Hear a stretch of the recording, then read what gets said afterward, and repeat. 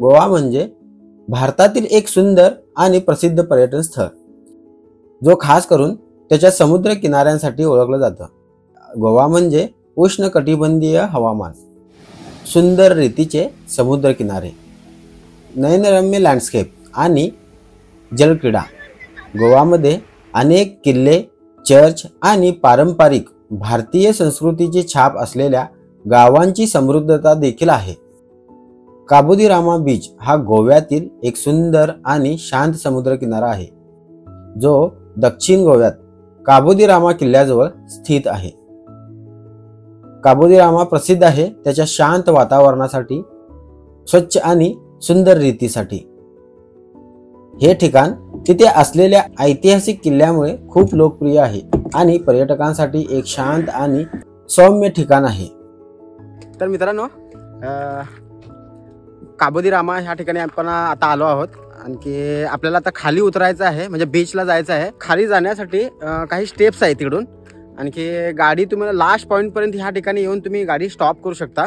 म्हणजे थोडासा रस्ता कच्चा आहे, पण डायरेक्ट रोड पासून तुम्ही इकडे आतपर्यंत गाडी आणू शकता ह्या ठिकाणी. आणि इथून आपल्याला आता खाली उतरायचं आहे ह्या स्टेप्सने. सीन तर एवढा मस्त आहे मित्रांनो, दिसायला इथून वरून खूप सुंदर असा सीन आहे. जाऊया खाली आणि काही ड्रोन शॉट्स आणि काही सिनेमॅटिक शॉट्स आपण घ्यायचा प्रयत्न करूया. इथे काही स्टॉल्स आहेत, पण अजून तर काही ओपन झालेले नाहीत. मे बी 9, 9:30, 10 नंतर बहुतेक असं मला असं वाटते की ओपन होत असतील, कारण सध्या तर इथं बंद आहे. तर मित्रांनो, इकडचा एवढा जबरदस्त नजारा आहे.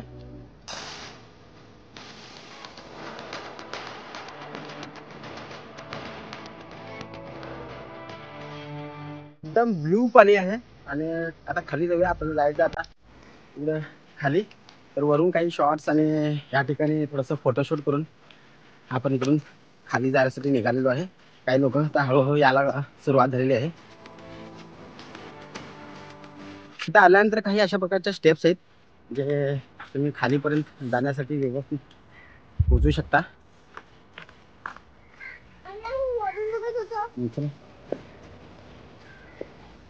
आणि फायनली मित्रांनो, आपण खाली उतरलेलो आहे. Dance dance dance.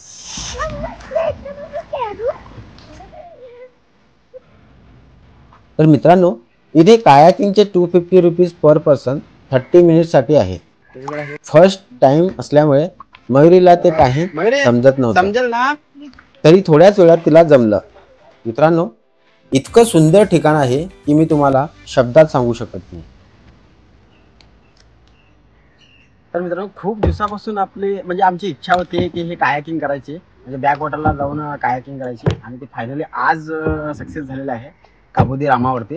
आणि खूप सुंदर अशी जागा आहे मित्रांनो. कधी फ्युचरमध्ये तुम्ही ह्या ठिकाणी आला तर लेस क्राऊड असतं, क्राऊड काहीही नसतं, पण इथं खूप एन्जॉय करू शकता. अगर तुम्हाला क्राऊड हवा असेल तर ह्या ठिकाणी क्राऊड नसतं. म्हणजे काही काही लोक अशी आहेत की ज्यांना क्राऊड हवं असतं, आणि काही काही लोक आमच्यासारखे असतात ज्यांना क्राऊड नको असतं, लिमिटेड क्राऊड.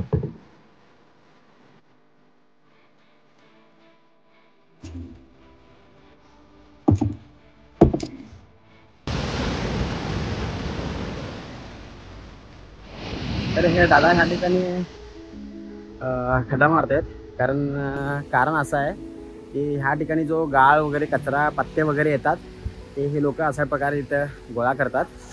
आणि म्हणजे बीच क्लीन ठेवायचा प्रयत्न. तर हा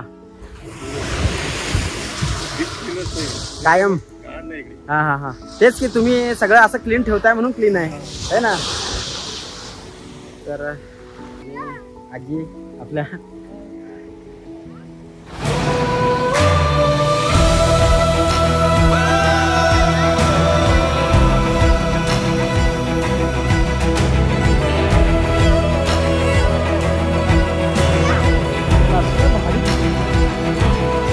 अशा प्रकारे ती आजी सगळं गोळा करून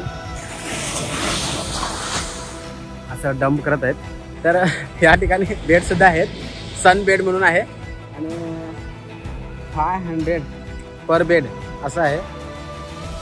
तर मित्रांनो, ह्या ठिकाणून आपण चाललो आहोत.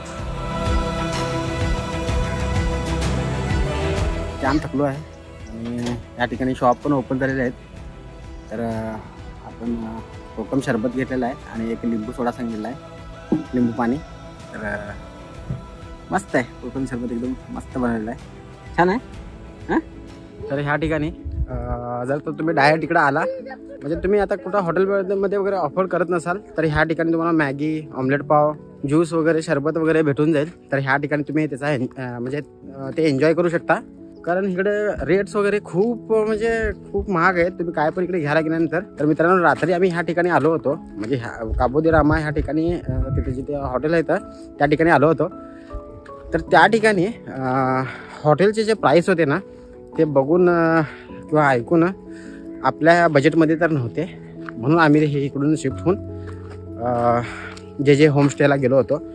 सगळं डिटेल्स मी डिस्क्रिप्शनमध्ये टाकेनच. इथं आल्यानंतर कसं कुठं राहायचं, तुम्हाला अगर अफोर्डेबल असेल तर तुम्ही त्या ठिकाणी राहू शकता, नाहीतर मग इथं होमस्टे वगैरे आहेत. आणि आम्ही जिथं गेलो होतो तिथं खूप छान असं रूम होते, AC, सगळे AC room, AC non AC. आणि 1700 ते 1800 रुपयामध्ये तुम्हाला छानपैकी रूम भेटून जाते. मित्रांनो, एवढी सुंदर जागा आहे, एवढी भारी जागा आहे. आणि हर ठिकाणी म्हणजे वरती ज्या ठिकाणी बघितल्यानंतर ना एवढा कचरा करून ठेवलेला आहे, फक्त कचरा कचरा कचरा. कसं लोकांना अशा ठिकाणी कचरा करायचा मूळ येतोय काय समजत नाही. जिकडे तिकडे बघतोय तिकडे कचराच कचरा आहे. फ्युचरमध्ये कधी इकडे आला तर म्हणजे कचरा जो आहे तो तुमचा कचरा स्वतः घेऊन जावा किंवा तो एकत्र करून कुठं तर डस्टबिनमध्ये वगैरे टाकून जा.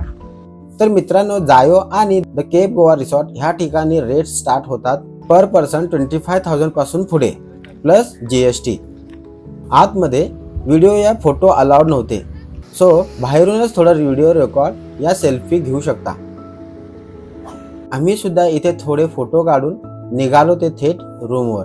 इथे आल्यावर गरमागरम ब्रेड ऑमलेट नाश्ता केला. मित्रांनो, जर तुम्ही काबू दे रामा स्टे साठी येत असाल, आणखी बीच रिसॉर्ट परवडत नसेल आमच्यासारखे, जे हॉलिडे होम उत्तम ठिकाण आहे. खूप सुंदर असे एन्व्हायरमेंट आहे, गार्डन, वेगवेगळ्या प्रकारचे फुले, झाडे, फ्रेश आणखी स्वच्छ AC रूम्स आहेत. मात्र 1800 ते 2000 कपलसाठी. इथे सगळे रूम मस्त आहेत. मस्त आहेत ना.